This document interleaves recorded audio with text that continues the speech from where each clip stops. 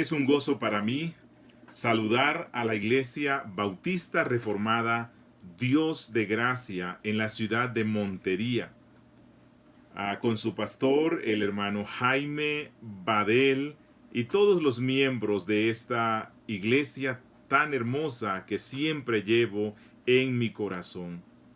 Quisiera, además de saludarles, compartir con ustedes un breve pensamiento, el cual está en el Evangelio de Juan, capítulo 1, versículos 12 al 13, donde la palabra de Dios dice: Mas a todos los que le recibieron, a los que creen en su nombre, les dio potestad de ser hechos hijos de Dios, los cuales no son engendrados de sangre, ni de voluntad de carne, ni de voluntad de varón, sino de Dios. Este es uno de los pasajes centrales de todo el Evangelio de Juan, y por cierto uno de los más memorizados por los cristianos, y esto con justa razón, pues contiene una de las declaraciones más poderosas y consoladoras para el alma humana atribulada en la miseria de la densa oscuridad que le aqueja a causa del pecado.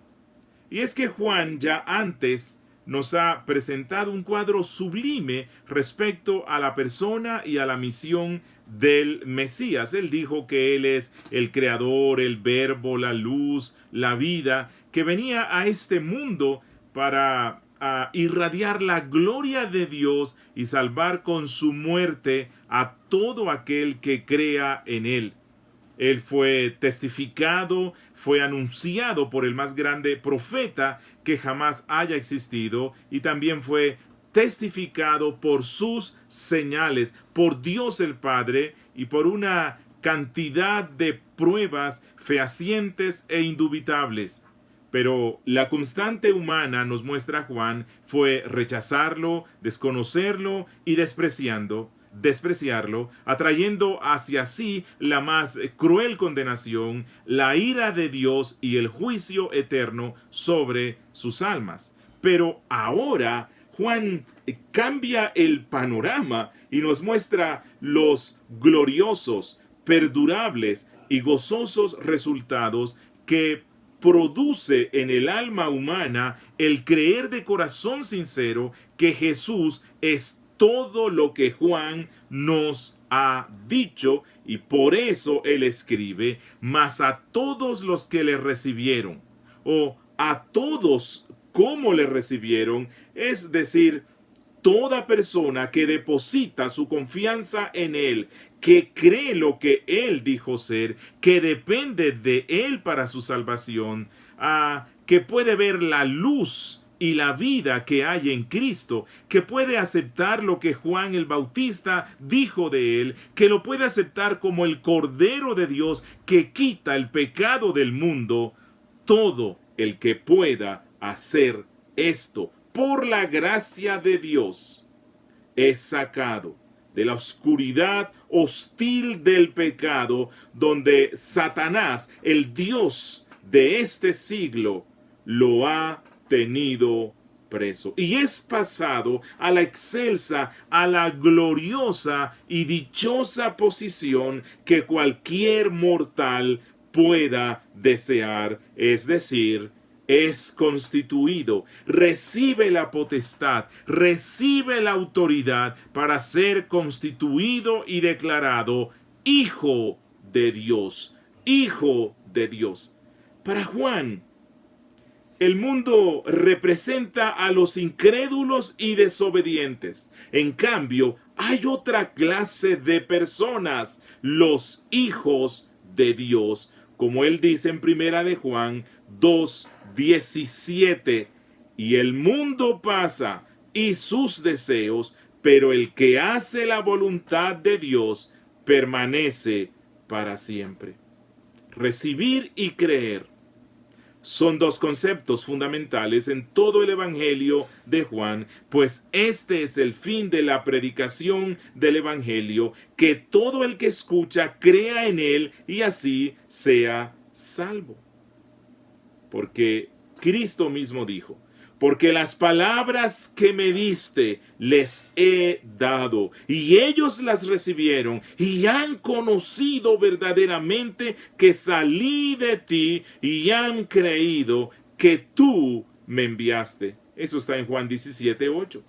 Juan también nos va a mostrar que no todo aquel que dice creer en él o que le recibe realmente está creyendo en él, pues hay una fe falsa. Pero él dice: mas a todos los que le recibieron, a los que creen en su nombre, les dio potestad de ser hechos hijos de Dios. Y todos, más a todos, esta es una bendita palabra que llena de esperanza al más miserable pecador en cualquier lugar, rincón o posición social del planeta. No importa si es judío, gentil, blanco, negro, hombre o mujer, adulto o niño, educado o iletrado, rico o pobre, alto o bajito, todo el que acepta el testimonio sobre Jesús y cree en él de corazón sincero, recibiendo su luz salvadora y aceptando su sacrificio en la cruz para la reconciliación con Dios, recibe el derecho de ser constituido hijo de Dios. Hijo de Dios. Dice Juan que les dio potestad de ser hechos. Les dio. Es decir, este es un don de la gracia de Dios. Esto no se gana ni se compra, es gratis, como todo lo que viene de la mano misericordiosa del Padre. La salvación es un don del cielo y ésta se le da a todos los que creen en el Verbo hecho carne. Gracias a Dios que la salvación es un don, pues siendo que ésta implica la eternidad en comunión y disfrute con Dios, ninguna criatura podría jamás ganar ese derecho, pues nuestra imperfección frente a la perfección de Dios nos distanciaría de Él. Así como el este se encuentra distanciado del oeste. Pero quiero que prestemos atención a otra palabra que usa Juan aquí: potestad. Potestad, es decir, el derecho, el privilegio, el honor o la dignidad de llegar a ser hijos de Dios. Y Juan nos deja ver que Cristo nos da el derecho de llegar a ser hijos de Dios porque Él ganó ese derecho para nosotros al humanarse, al morir en la cruz, y por lo tanto ahora somos hijos de Dios y aún no se ha manifestado lo que hemos de ser, pero sabemos que cuando Él se manifieste, seremos semejantes a Él, porque le veremos tal como Él es. Primera de Juan, capítulo 3, versículo 2. Hijos de Dios, no solo por adopción, sino por regeneración. En algunas ocasiones el apóstol Pablo usó el término Dios para referirse a los hijos de Dios. Pero aquí Juan usa el término griego tekna, que uno llega a ser Dios por adopción, pero llegamos a ser teknon por regeneración y transformación. Pablo hace uso de ambos términos para describir a los creyentes como hijos de Dios. Y el sustantivo que Juan usa para este propósito proviene de ticto, que significa literalmente engendrar. Para él, la salvación es la comunicación de vida, el ser engendrado de Dios, de forma que se llegue a ser hijo suyo. A causa del hecho de ser nacido de Dios, el hombre es transformado según la semejanza de Dios. Y es importante tener en cuenta que la frase en griego tiene el sentido de llegar a ser hijos de Dios. Es decir, aún no es un acto acabado. Es un acto que está en construcción.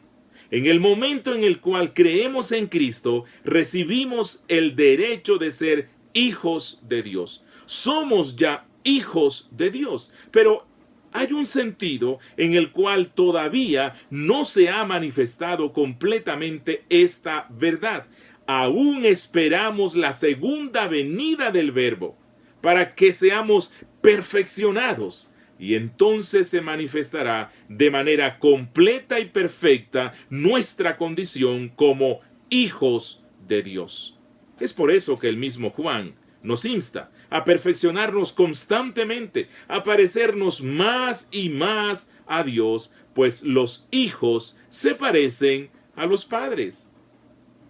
Ahora somos hijos de Dios y aún no se ha manifestado lo que hemos de ser, pero sabemos que cuando Él se manifieste, seremos semejantes a Él, porque le veremos tal como Él es, y todo aquel que tiene esta esperanza en Él se purifica a sí mismo, así como Él es puro, dice Primera de Juan, capítulo 3, versículos 2 al 3. Y en el verso 13 dice, los cuales no son engendrados de sangre, ni de voluntad de carne, ni de voluntad de varón, sino de Dios. En el verso 13 Juan también adelanta una de las grandes doctrinas que ejemplificará en su evangelio, es decir, la verdad del nuevo nacimiento. Que nadie puede ser reconciliado con Dios, entrar en su reino glorioso, si primero no nace de nuevo. En Juan 3 encontraremos la más clara enseñanza sobre esta doctrina, pero mientras tanto Juan dice que todo el que recibe el derecho de ser constituido hijo de Dios es porque ha nacido sobrenaturalmente de Dios. Y para ello Juan usará 3 declaraciones negativas: no de sangre, no de voluntad de carne, no de voluntad de varón. Las 3 hacen resaltar el hecho de que en ningún sentido los creyentes deben su nacimiento o situación espiritual a causas físicas o biológicas. No de sangre, es decir, los verdaderos hijos de Dios no deben su origen a una ascendencia física o abolengo distinguido. Por ejemplo, no es por ser descendientes de Abraham según la carne. Luego dice, ni de voluntad de carne.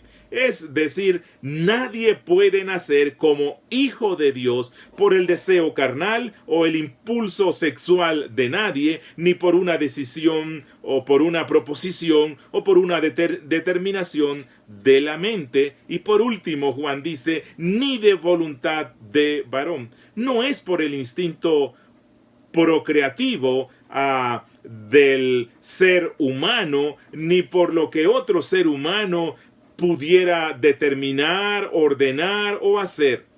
Aunque los predicadores del Evangelio deben presentarlo de una forma clara y convincente, por muy hábiles que sean en hacerlo, nunca conseguirán la conversión de una sola alma, al menos que los que escuchan nazcan de nuevo, nazcan de Dios y sean capacitados para responder afirmativamente al Evangelio.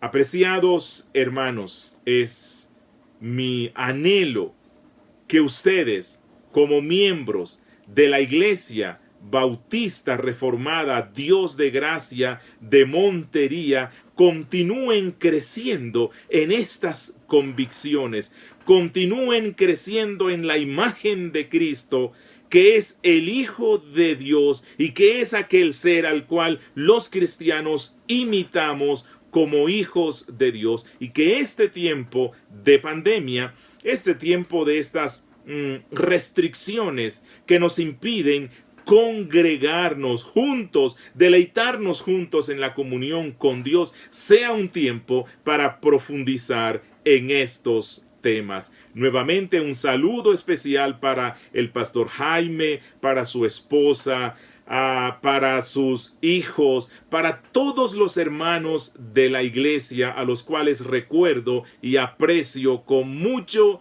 cariño, y espero en Dios que se nos conceda la oportunidad de estar nuevamente juntos y atender esa gentil y cordial invitación que me hiciera hace algún tiempo el pastor Jaime para visitarles. Que Dios les bendiga.